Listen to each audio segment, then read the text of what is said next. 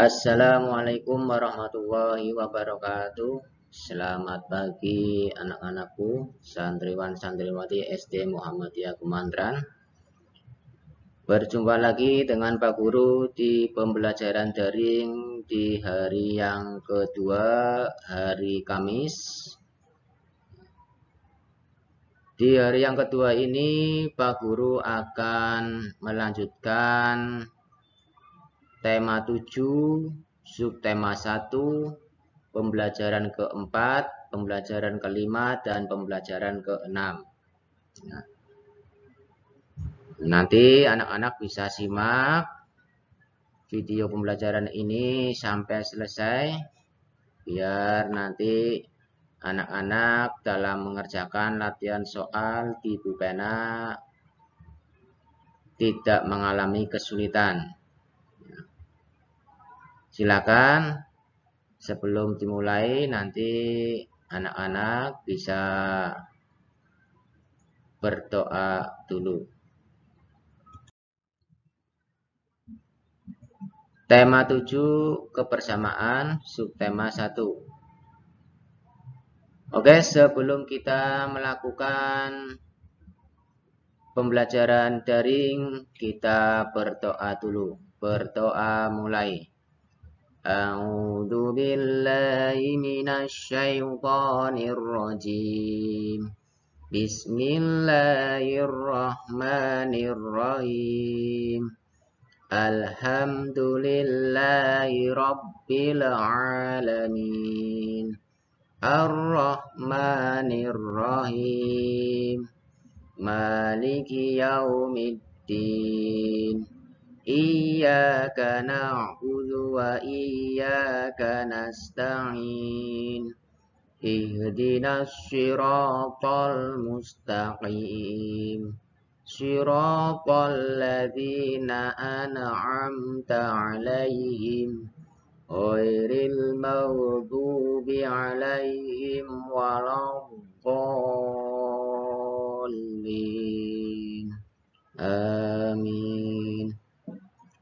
Raditu billahi rabba wa bil islami dina wa bi Muhammadin nabiyya wa rasula. Rabbi zidni ilma warzuqni fahma. Allahumma inni as'aluka ilman nafi'an wa rizqan thayyiban wa amalan mutaqabbalan. Amin. Oke, setelah kita membaca doa, silakan setelah ini anak-anak simak video pembelajaran daring Pak Guru dengan baik ya.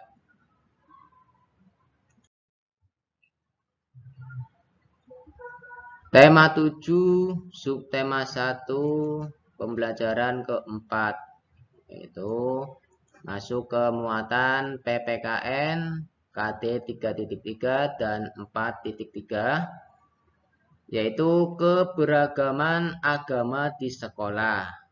Ya, kalau di SD Muhammadiyah Kumandran kebetulan semuanya beragama Islam. Ya. Tapi ini anak-anak bisa dijumpai kalau di sekolah selain di sekolah Muhammadiyah. Ya, mungkin ada yang berbeda agama. Nah, anak-anak juga akan mengalami keberagaman agama itu kemungkinan saat kuliah nanti ya. Saat kuliah nanti juga anak-anak bisa menjumpai keberagaman agama di tempat kuliah. Kalau sekolah-sekolah Islam ya kebanyakan yang sekolahnya Islam ya. Silakan anak-anak perhatikan tabel keberagaman agama yang ada di Indonesia berikut ini. Yang pertama, agama Islam ya mempunyai tempat ibadah namanya masjid ya atau musola. Nah, hari besarnya apa saja Islam? Ada hari raya Idul Fitri, hari raya Idul Adha, tahun baru Hijriah, terus Isra Mi'raj. Nah, ini untuk agama Islam. Ya, anak-anak nanti harus hafal ya. Sumpama ada soal disuruh menyebutkan hari besar agama Islam. Ya, ini ya ada hari raya Idul Fitri, hari raya Idul Adha, tahun baru Hijriah dan Isra Mi'raj. Ya. Kemudian yang kedua yaitu Kristen Protestan. Kristen Protestan itu hampir sama dengan Katolik ya, tempat ibadahnya juga sama, namanya gereja ya. Hari besarnya apa saja? Hari Natal sama hari Natal, hari Jumat Agung, Paskah, kenaikan Isa Al-Masih ya. Untuk Kristen Protestan sama Katolik itu sama ya, satu ya, aslinya sama ini ya. Kemudian agama yang berikutnya yaitu agama yang keempat yang ada di Indonesia yaitu Hindu. Hindu itu tempat ibadahnya adalah pura. Ya. Hari besarnya apa saja? Ada hari Nyepi, hari Saraswati, hari Pagerwesi. Nah, ini untuk Hindu. Kemudian yang kelima yaitu apa? Buddha. Buddha tempat ibadahnya apa? Wihara. Ya, wihara. Nah, hari besarnya apa saja?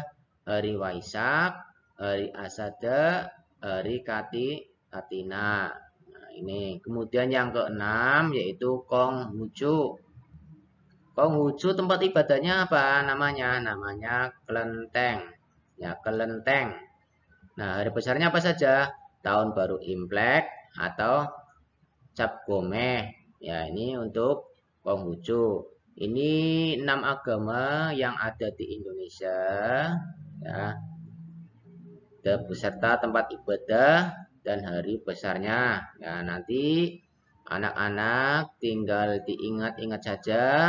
Barangkali nanti kalau tes keluar ya, baik itu yang isian, esai ataupun pilihan ganda. Ya, contoh tempat ibadah Hindu A. Pura, B. Wihara, C. Masjid. Nah, anak-anak harus paham Hindu berarti pura. Kalau Islam itu masjid. Nah, kita tentunya memiliki teman yang seagama. Ada juga teman yang berbeda agama dengan kita. Ya, meskipun berbeda, semua agama mengajarkan kebaikan. Ya, oleh karena itu, kita harus saling menghormati satu sama yang lain. Ya, tidak boleh saling mengejek. Ya, tidak boleh ya menjelek-jelekan. Ya, apalagi sampai bermusuhan. Ya.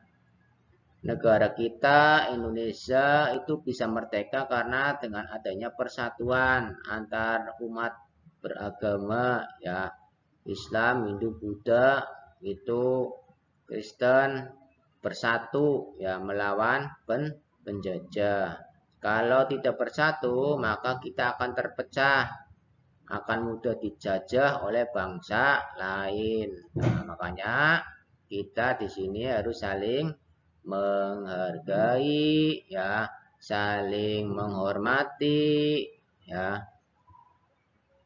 Jangan mengajarkan yang tidak baik ya. Kita walaupun beragam ya, banyak agama, kita harus saling menghormati ya. Kemudian selanjutnya yaitu pembelajaran keempat yang berikutnya yaitu muatan bahasa Indonesia. KT-nya 3.8 dan 4.8 yaitu unsur intrinsik fabel. Ya. Unsur intrinsik itu apa? Unsur intrinsik adalah unsur yang membangun karya sastra. Ya, unsur intrinsik apa? Intrinsik fabel adalah unsur yang membangun karya sastra. Nah, unsur-unsurnya apa saja? Unsur intrinsik fabel. Yang pertama yaitu nama tokoh. atau jenis hewan yang terdapat dalam fabel.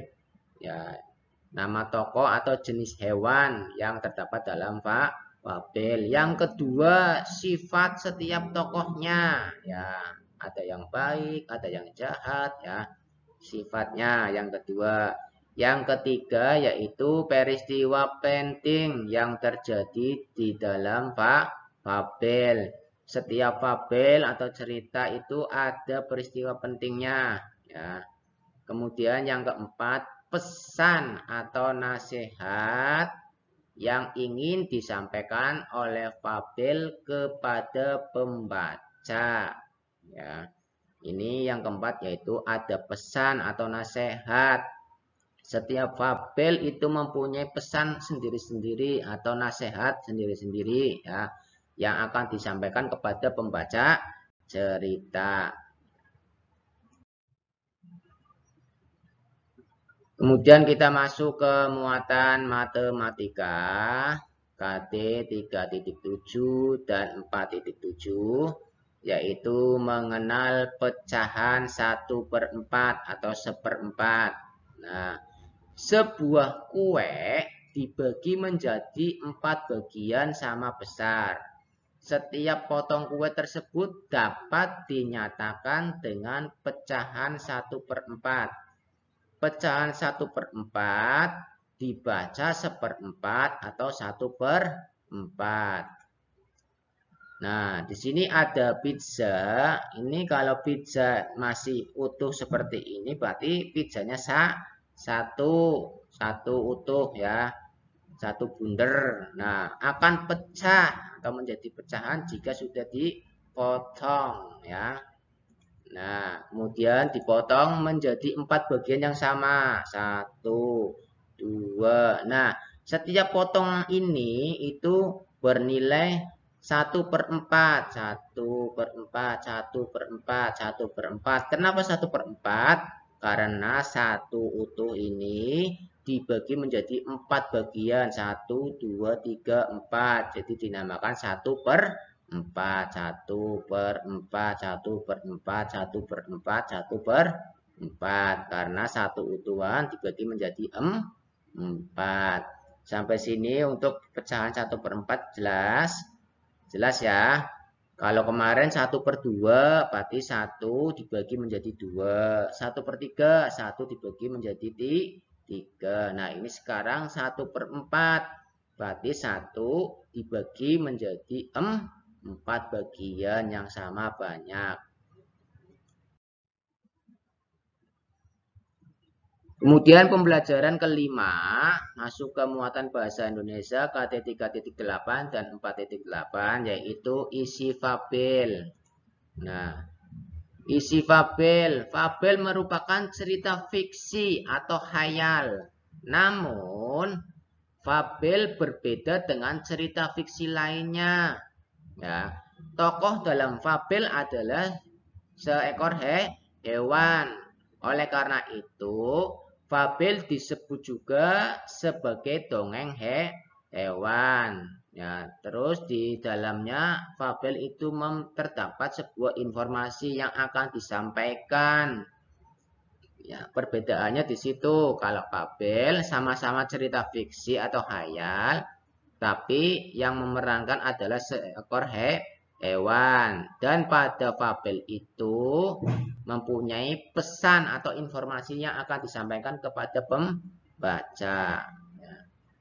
Nah, anak-anak bisa mengetahui isi sebuah fabel jika sudah membaca cerita fabelnya sampai selesai. Nah, nanti di situ pasti ada sebuah pesan yang akan disampaikan si penulis cerita kepada pembaca.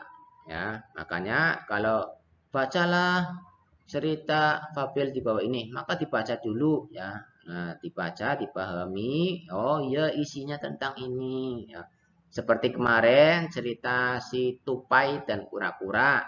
Ya, di situ kan ada pesannya. Pesannya itu apa? Ya, bahwa si tupai itu hewan yang sombong. Kalau dinasehati kura-kura itu sukanya marah. Tetapi akhirnya menyesal karena yang dinasehati tidak nurut. Ternyata yang menasehati sudah diejek, sudah mau menolong ya. Coba kalau yang diejek tidak mau menolong ya, dalam cerita tersebut kan ya.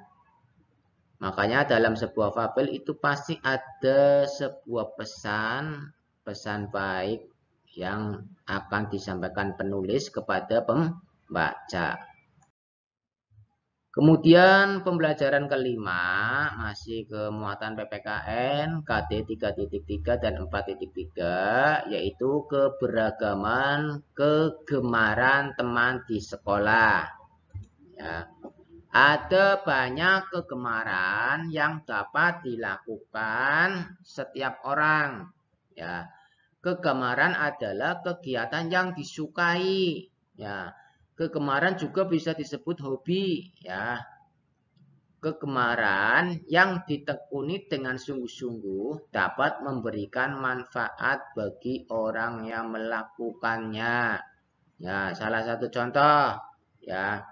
Jika seorang gemar bermain bola, apabila ditekuni dengan baik bermain bola, maka dia akan bisa menjadi seorang pemain sepak bola, ya, yang bagus, ya, pemain sepak bola yang bisa disewa dengan harga yang tinggi, ya, bisa keluar negeri ya, go internasional jika itu mainnya bagus. Padahal itu dari sebuah hobi atau kegemaran, yaitu bermain sepak bola.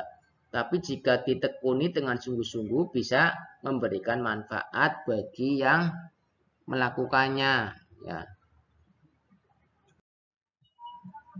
Kemudian masuk ke pembelajaran ke-6, muatan bahasa Indonesia KT 3.8 dan 4.8 yaitu menemukan isi fabel.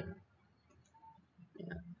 Untuk mengetahui isi sebuah fabel, kita harus mengetahui tokoh dalam fabel dan peristiwa yang terjadi. Nah, yang pertama mengetahui tokoh dalam sebuah fabel, kemudian peristiwa yang terjadi. Oleh karena itu, lakukanlah hal-hal berikut. Ya, yang pertama, anak-anak baca semua isi fabel dengan sungguh-sungguh. Ya, dibaca. Setelah dibaca, anak-anak bisa mencatat nama-nama tokoh yang ada dalam fabel. Nama-namanya dicatat. Nah, nama-namanya apa saja, tupai, pura-pura. Nah, dicatat dulu. Kemudian yang ketiga, catat juga sifat tokoh dalam fabel. Nah, sifatnya apa? Tupai sifatnya jahat, pura-pura sifatnya baik. Nah, dicatat. Kemudian yang keempat, perhatikan peristiwa yang terjadi atau yang dialami oleh tokoh. Peristiwanya yang terjadi itu apa? Yang dialami oleh tokoh itu apa? Ya. Kemudian yang kelima, tuliskan peristiwa tersebut menggunakan bahasamu sendiri. Ya, setelah menuliskan peristiwa tersebut, ya, tulis kembali peristiwa tersebut menggunakan bahasa kamu sendiri. Ini 5 yang harus diperhatikan untuk menemukan sebuah isi fabel. Ini ada 5 unsur ini ya. Yang pertama dibaca dengan sungguh-sungguh. Yang kedua catat nama-nama tokohnya. Yang ketiga, catat juga sifat tokoh. Yang keempat, perhatikan peristiwa yang terjadi atau yang dialami oleh tokoh. Yang kelima, tulis kembali dengan bahasa kamu sendiri. Kemudian pembelajaran ke-6 yaitu muatan SBTP atau SPK KD 3.2 dan 4.2. Bunyi panjang dan bunyi pendek. Benda yang digetarkan dapat menghasilkan bunyi. Ya. Umumnya bunyi lonceng terdengar lebih lama. Bunyi kentongan terdengar lebih cepat. Hal tersebut merupakan perbedaan bunyi panjang dan bunyi pendek. Nah, anak-anak bisa perhatikan ini lonceng es tungtung ya. Ting ting ting ting ting ting ya, akan bergetar ting ting ya, lebih lama bunyinya dibandingkan dengan kentongan. Kalau kentongan sekali pukul tok tok tok tok ya. Kalau ting ting ting ting ting ting ya. Ya, itulah perbedaan antara bunyi panjang dan bunyi pendek. Ya.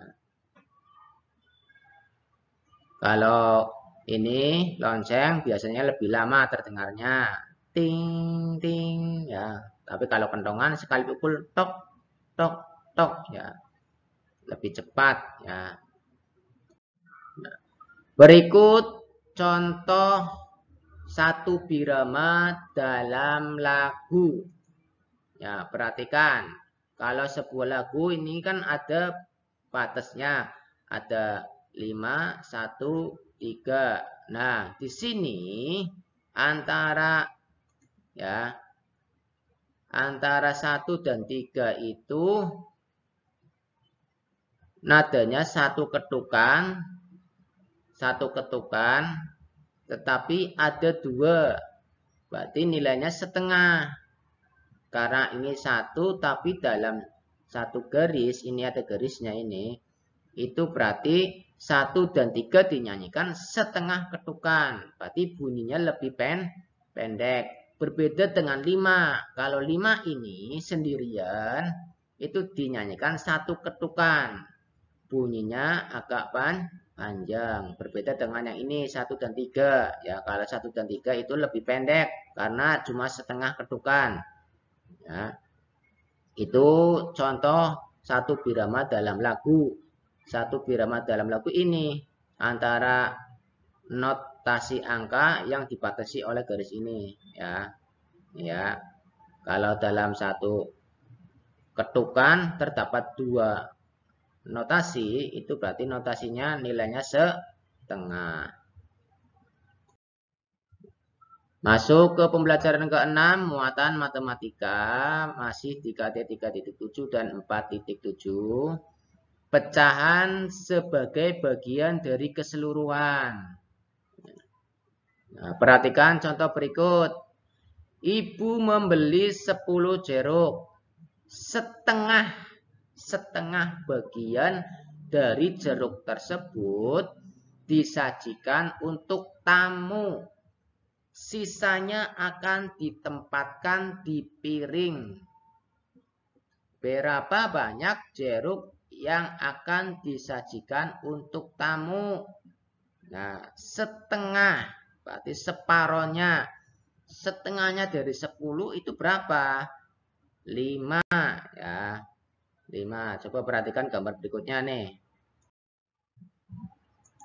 Nah, mula-mula buahnya ada 10. 1, 2, 3, 4, 5, 6, 7, 8, 9, 10. Berarti setengahnya, separohnya adalah 5. Ini yang Pak Guru lingkarin ini ya.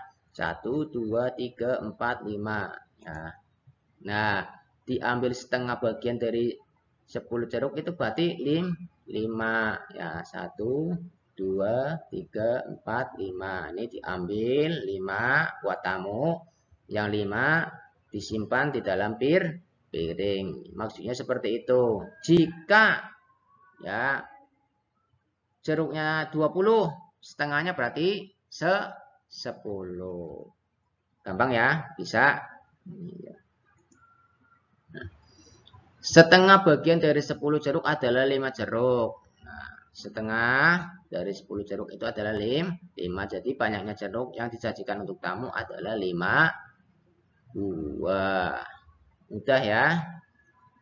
Pak Guru rasa ini untuk yang soal seperti ini mungkin bisa ya. Tinggal anak-anak hitung. Jika jumlahnya ada 6, 1, 2, 3, 4, 5, 6. Berarti setengahnya berapa? Berarti 6 dibagi 2. Berarti 3, 1, 2, 3. Seperti itu ya. Terima kasih. Semoga siswa bisa memahami materi video pembelajaran hari ini dan bisa bermanfaat untuk anak-anak semua. Untuk hari ini Pak Guru cukupkan. Silakan nanti latihan soal yang ada di buku pena. Anak-anak kerjakan ya. Tujuannya mengerjakan latihan adalah untuk mengukur seberapa paham anak-anak dalam mengikuti video pembelajaran daring ya. Kalau belum paham nanti bisa diputar kembali videonya. Kalau belum paham juga ya nanti saat berangkat nanti kita bahas lagi bersama-sama di dalam kelas.